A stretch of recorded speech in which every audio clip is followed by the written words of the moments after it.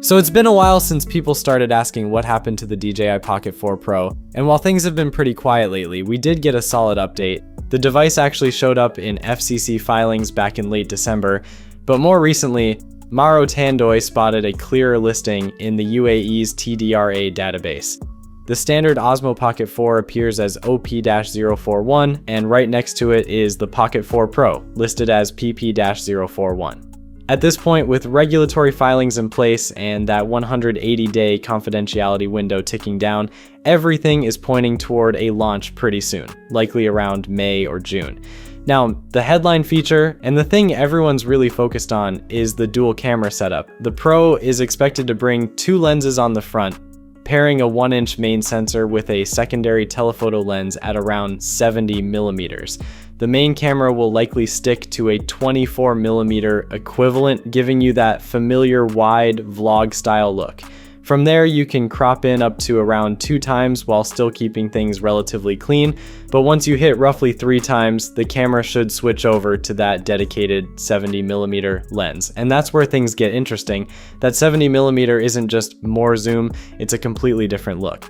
You get tighter framing, more natural background compression, and better subject separation instead of that typical cropped in feel.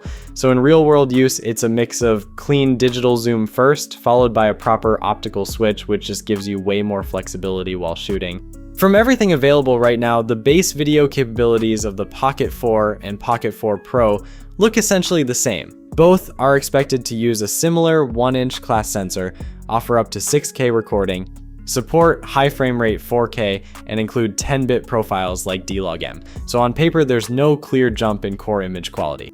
Where the Pro really starts to separate itself is with the addition of the telephoto lens. That lens doesn't just add zoom, it fundamentally changes how the footage looks. Stabilization and usability should also see some refinement. It's still the same 3-axis mechanical gimbal at the core, but paired with improved AI, so better subject tracking, more reliable face detection, and smoother overall motion, especially when you're walking and shooting. Features like inbuilt storage and ActiveTrack 7.0 are already part of the standard Pocket 4, and it's only natural to expect they'll carry over to the Pro as well.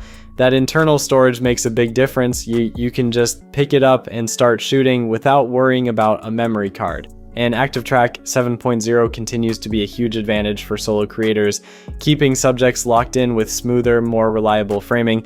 Add in improved vertical shooting workflows, and it's clear DJI is leaning heavily into modern content creation. Things like faster transfers or better wireless performance haven't been confirmed yet, especially on the Pro, but they're the kind of refinements that would make sense if DJI wants to push the experience beyond just the dual lens hardware.